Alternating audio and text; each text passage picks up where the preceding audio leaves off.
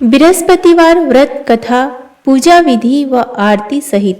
बृहस्पतिवार व्रत की विधि। इस दिन बृहस्पतेश्वर महादेव जी की पूजा होती है। दिन में एक समय ही भोजन करें, पीले वस्त्र धारण करें, पीले पुष्पों को धारण करें। भोजन भी चने की दाल का होना चाहिए, नमक नहीं खाना चाहिए।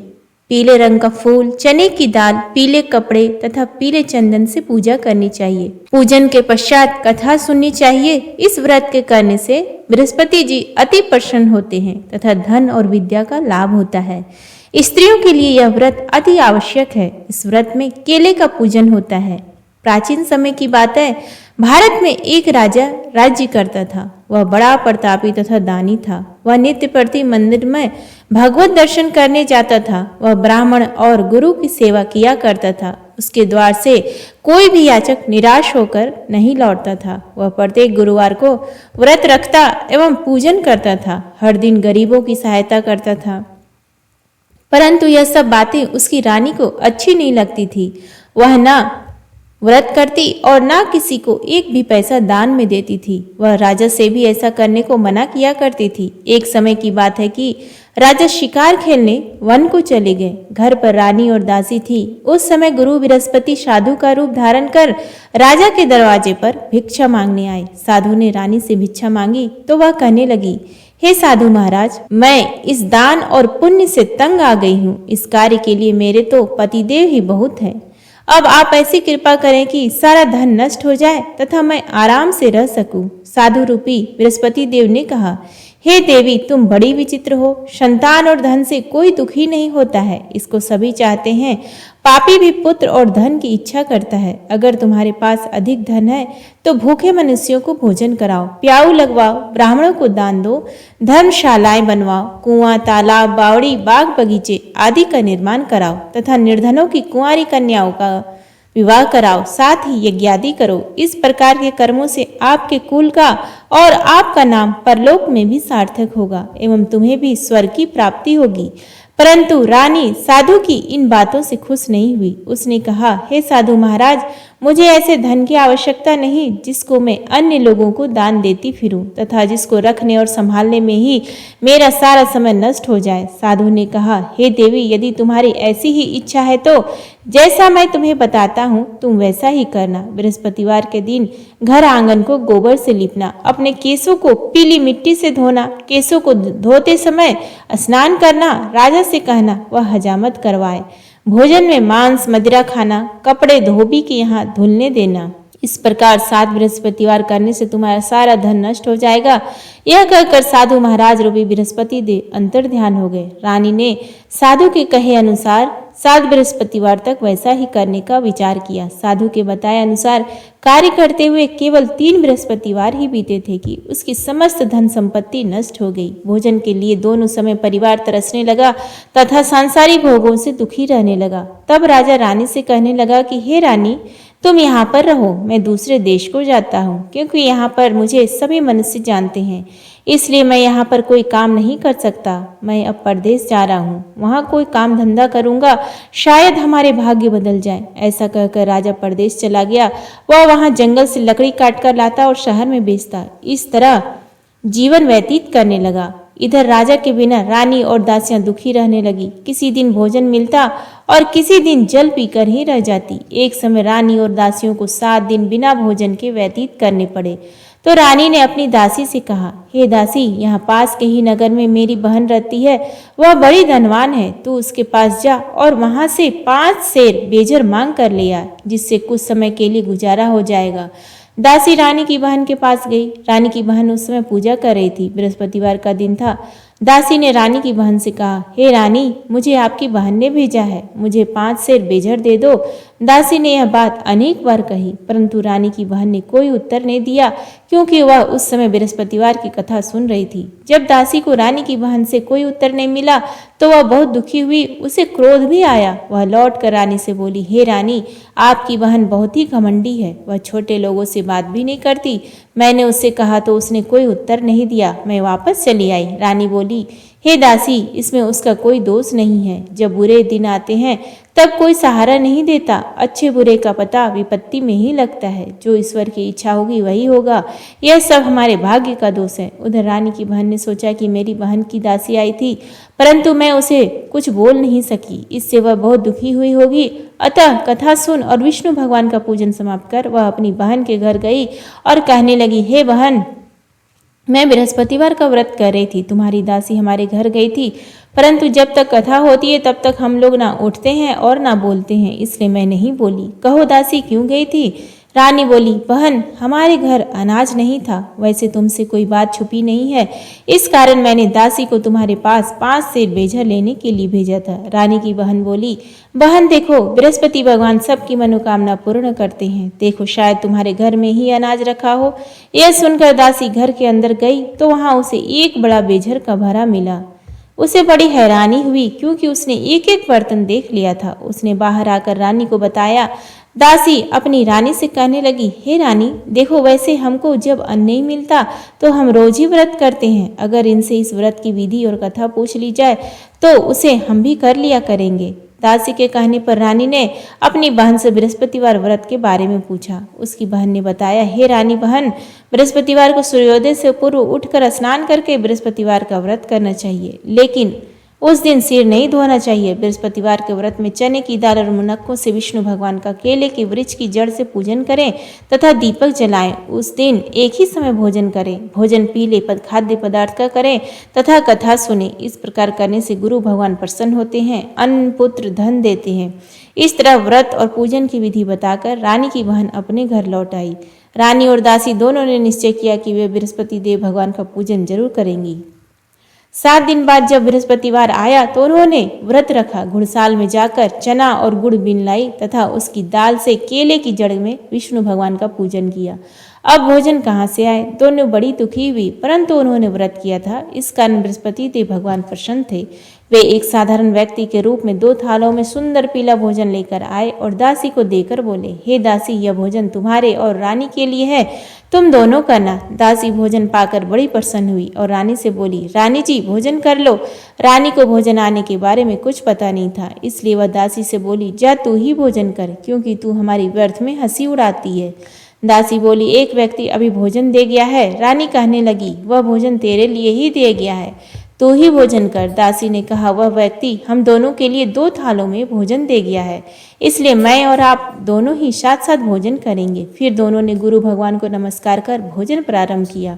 उसके बाद से वे प्रत्येक बृहस्पतिवार को गुरु भगवान का व्रत और पूजन करने लगी। बृहस्पति भगवान की कृपा से उनके पास धन हो गया, परंतु रानी फिर पहले की तरह से आलस्य करने लगी। तब दासी बोली, देखो रानी, तुम पहले भी इस प्रकार आलस्य करती थी, तुम्हें धन के रखने में कष्ट होता था, इस कारण सभी धन नष्ट हो गया। अब गुरु भगवान की कृपा से धन मिला है तो फिर तुम्हें आलस्य होता है। बड़ी मुसीबतों के बाद हमने यह धन पाया है, इसलिए हमें दान पुण्य करना चाहिए। तुम भूखे मनुष्यों को भोजन कराओ, प्याऊ लगवाओ, ब्राह्मणों को दान दो, कुआं तालाब बावड़ी आदि का निर्माण करवाओ, मंदिर पाठशाला बनवाकर दान दो, कुंवारी कन्याओं का विवाह करवाओ, धन को शुभ कार्यों में खर्च करो, जिससे तुम्हारे कुल का यश बढ़े तथा स्वर्ग प्राप्त हो और पितृ प्रसन्न हो। दासी की बात मानकर रानी ने इसी प्रकार के कर्म करने प्रारंभ किए, जिससे उनकी काफी यश फैलने लगा। एक दिन रानी और दासी आपस में विचार करने लगी कि न जाने राजा किस दशा में होंगे, उनकी कोई खोज खबर नहीं है। गुरु भगवान से उन्होंने प्रार्थना की और भगवान ने रात्रि में राजा को स्वप्न में कहा, हे राजा उठ, तेरी रानी तुझको याद करती है, अब अपने देश को लौट जा। राजा प्रातःकाल उठकर जंगल से लकड़ियां काट कर लाने के लिए जंगल की ओर चल पड़ा। जंगल से गुजरते हुए सोचने लगा, रानी की गलती से कितने दुख भोगने पड़े, राजपाट छोड़कर उसे जंगल में आकर रहना पड़ा।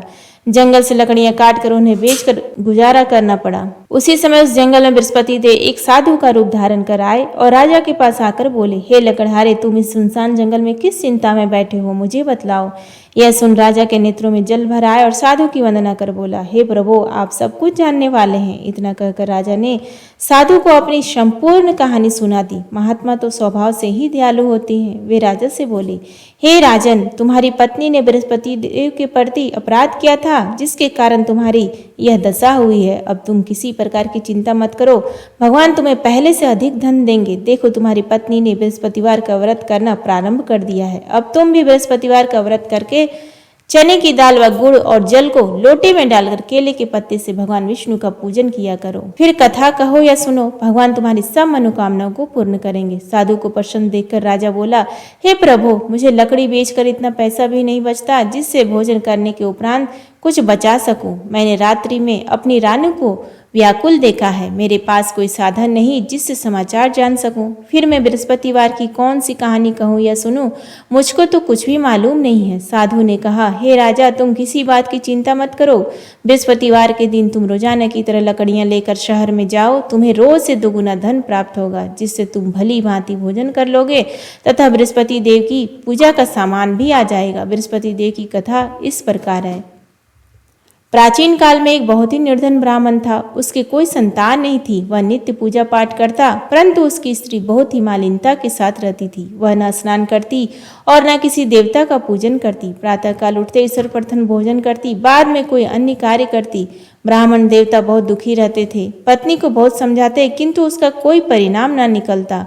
भगवान की अनुकंपा से एक समय उस ब्राह्मण की पत्नी गर्भवती हुई और 10वें महीने एक सुंदर कन्या को जन्म दिया। निर्धन ब्राह्मण कन्या के जन्म से बहुत दुखी हुआ। धीरे धीरे ब्राह्मण की कन्या बड़ी होने लगी। बचपन से ही उस कन्या की रुचि भगवान विष्णु की पूजा में थी। वह प्रातः उठते स्नान आदि करके भगवान विष्णु की पूजा करने मंदिर में जाती थी। बृहस्पतिवार को व्रत करके विधिवत पूजा पाठ करती। पूजा पाठ के बाद वह पढ़ने के लिए पाठशाला में जाती थी। घर से चलते हुए वह मुट्ठी भर जौ साथ ले जाती और पाठशाला के रास्ते में थोड़े थोड़े जौ गिराती जाती थी। जब वह पाठशाला से घर लौटती तो जौ के वह दाने सोने में बदले हुए मिलते थे। लड़की सभी सोने के दाने बीन लाती थी।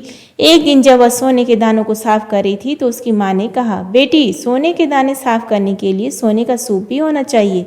अगले दिन बृहस्पतिवार था। उसने भगवान बृहस्पति देव की पूजा करते हुए प्रार्थना की, हे भगवान, यदि मैंने आपका व्रत विधिवत किया हो तो मुझे सोने का सूप दे दो। भगवान बृहस्पति देव ने उसकी मनोकामना पूरी करने का वचन दिया। पाठशाला से लौटते समय उसे रास्ते में सोने का सूप पड़ा हुआ मिला। घर लौटकर सोने का सूप अपनी माँ को दिखाकर वह सोने के दाने साफ करने लगी।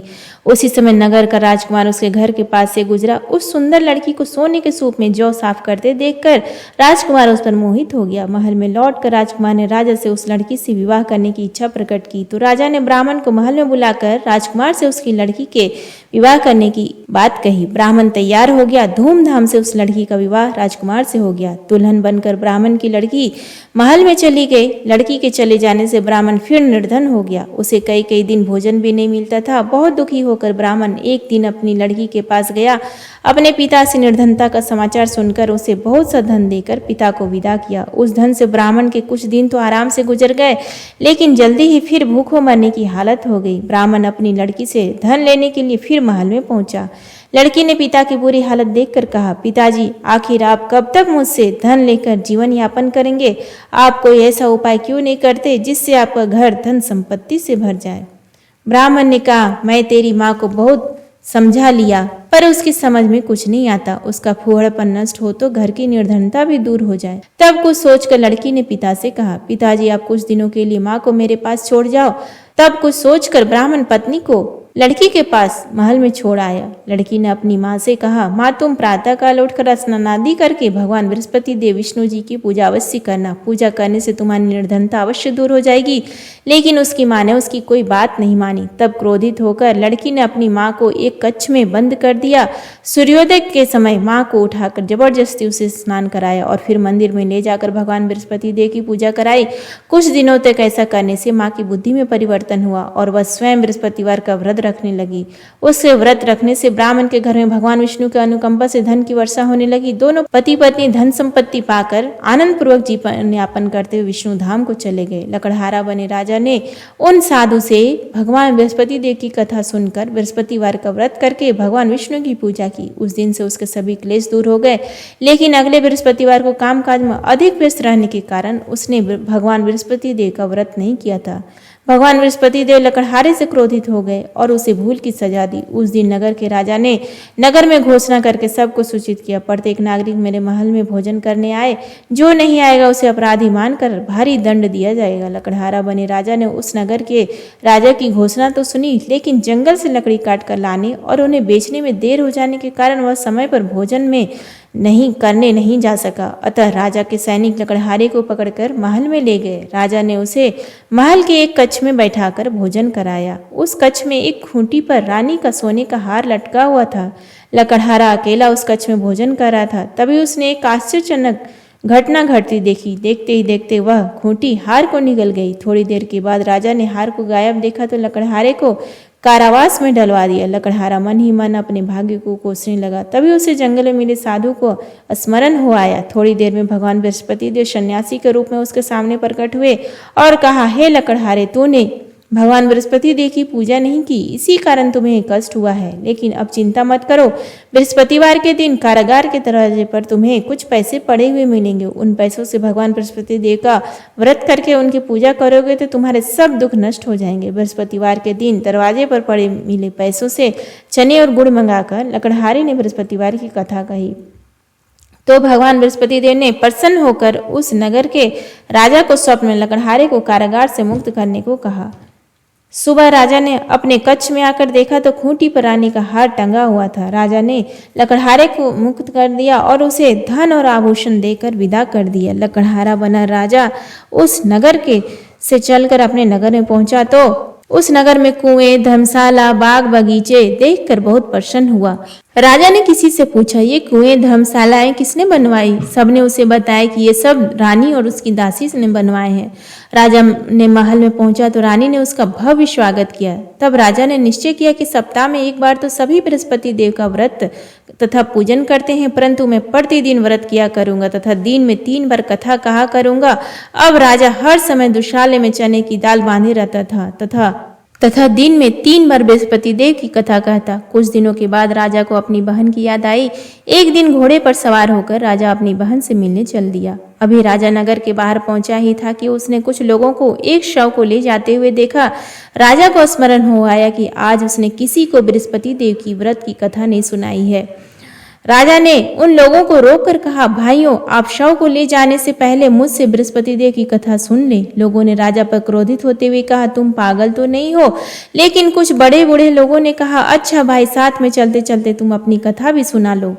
राजा ने चलते हुए आधी कथा ही सुनाई थी कि शव हिलने लगा। राजा की पूरी कथा सुनाते ही शव उठकर बैठ गया। लोगों ने हैरानी से दांतों तले उंगली दबाई और अगले बृहस्पतिवार से भगवान बृहस्पति देव का व्रत करने व कथा सुनने का निश्चय कर लिया। अब घोड़े पर सवार राजा चलते हुए एक किसान के पास पहुंचा।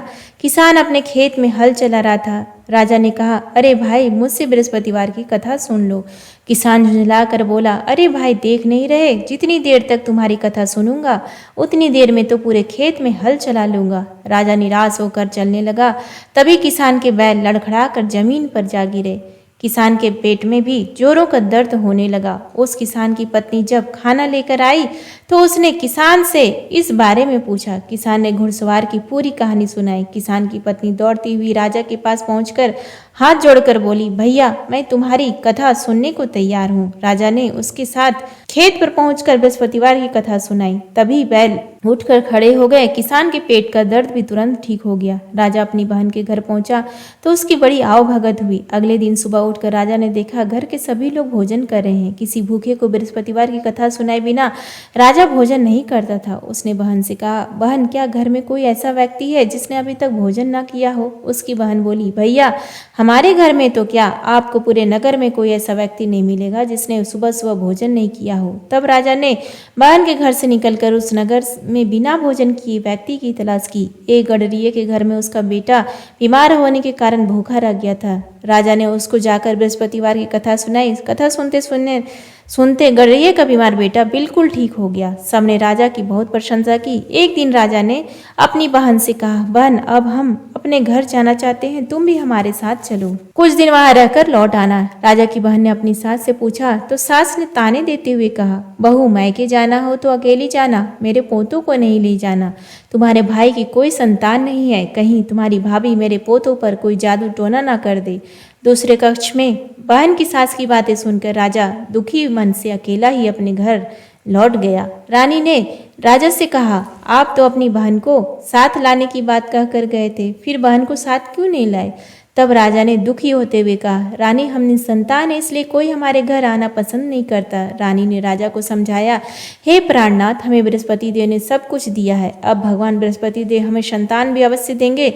बृहस्पतिवार को विधिवत व्रत करते हुए राजा रानी ने भगवान बृहस्पति देव से संतान के लिए प्रार्थना की। कुछ दिनों के बाद उन्होंने स्वप्न में दर्शन देते हुए कहा, हे राजन, तेरी मनोकामना अवश्य पूरी होगी। 1 सप्ताह बाद ही रानी गर्भवती हो गई। 10वें महीने रानी ने एक सुंदर पुत्र को जन्म दिया। राजा रानी जीवन पर्यंत बृहस्पतिवार का व्रत करते रहे। उनके घर में धन की वर्षा होती रही। इस तरह आनंद पूर्वक जीवन यापन करते हुए राजा रानी भगवान बृहस्पति देव की अनुकंपा से मोक्ष को प्राप्त करके सीधे वैकुंठ धाम पहुंच गए। बृहस्पतिवार को विधिवत व्रत करके जो स्त्री पुरुष भगवान विष्णु की पूजा करते हैं, भगवान उनकी सभी मनोकामनाएं पूरी करते हैं। इति श्री बृहस्पतिवार व्रत कथा संपन्न। आरती बृहस्पति देव की। ओम जय बृहस्पति देवा, स्वामी जय बृहस्पति देवा। छिन छिन भोग लगाऊं, छिन छिन भोग लगाऊं, कदली फल मेवा। ओम जय बृहस्पति देवा, तुम पूर्ण परमात्मा, तुम अंतर्यामी। जगत पिता जगदीश्वर, तुम सबके स्वामी। ओम जय बृहस्पति देवा, चरणामृत निज निर्मल, सब पातक हरता। सकल मनोरथ दायक, कृपा करो भरता। ओम जय बृहस्पति देवा, तन मन धन अर्पण कर, जो जन शरण परे। प्रभु प्रकट तब हो कर, आकर द्वार खड़े। ओम जय बृहस्पति देवा, दीन दयाल दयानिधि, भक्तन हितकारी। पाप दोष सब हरता, भव बंधन हारी। ओम जय बृहस्पति देवा, सकल मनोरथ दायक, सब संशय हारी। विषय विकार मिटाओ, संतन सुखकारी। ओम जय बृहस्पति देवा, जो कोई आरती तेरी प्रेम सहित गावे। ज्येष्ठानंदानंदन सो निश्चय पावे। ओम जय बृहस्पति देवा, स्वामी जय बृहस्पति देवा। प्रेम से बोलिए बृहस्पति देवता की जय। उम्मीद है आपको आज का ये वीडियो पसंद आया, तो प्लीज़ इस वीडियो को लाइक करें, शेयर करें और कमेंट बॉक्स में जय श्री हरि विष्णु, जय बृहस्पति देवा लिखना ना भूलें। धन्यवाद।